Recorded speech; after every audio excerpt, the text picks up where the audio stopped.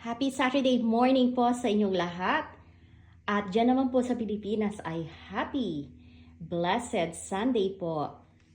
Samahan niyo po kami sa aming breakfast ngayon. Brunch.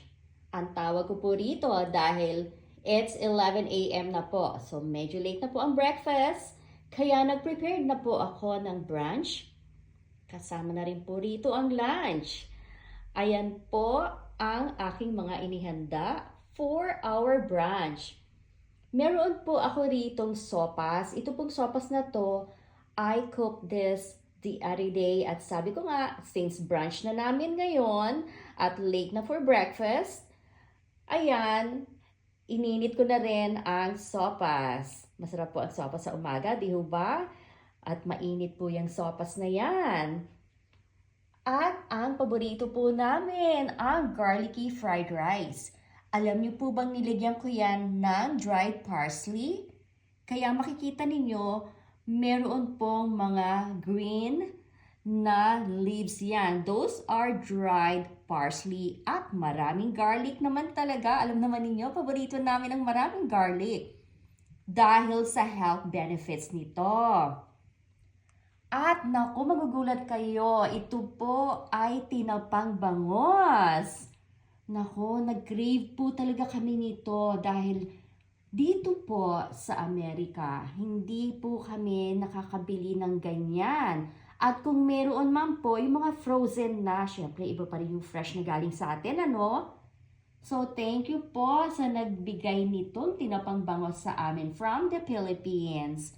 Naku, napakasarap po yan.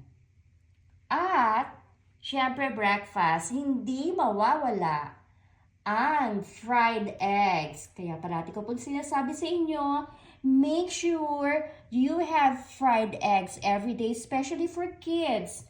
Alam naman ninyo, ang fried eggs ay maganda po ito sa mga bata, lalo na sa ating mga growing kids, for the development of their brains. At syempre sa ating rin mga young ones, maganda rin pong kumain ng fried eggs at dahil napakarami pong health benefits niyan.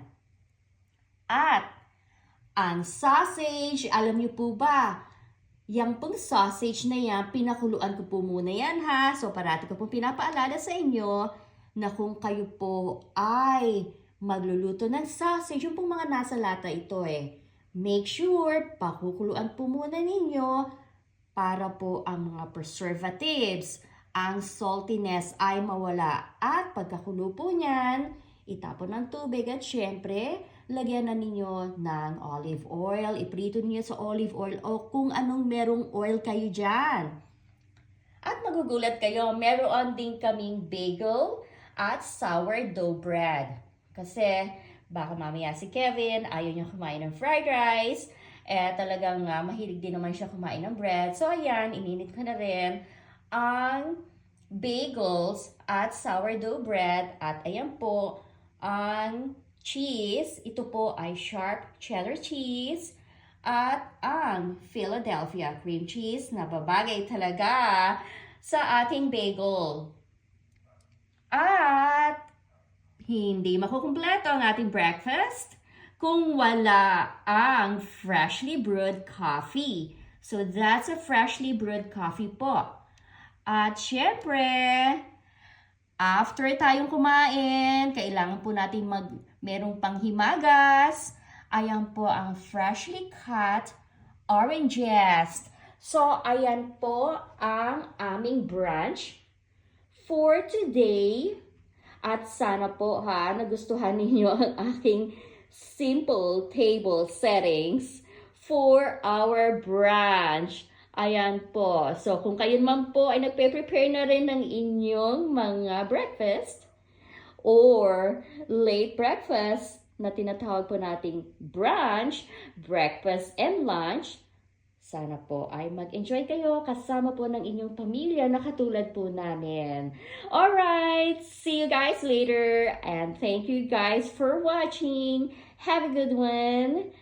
Bye!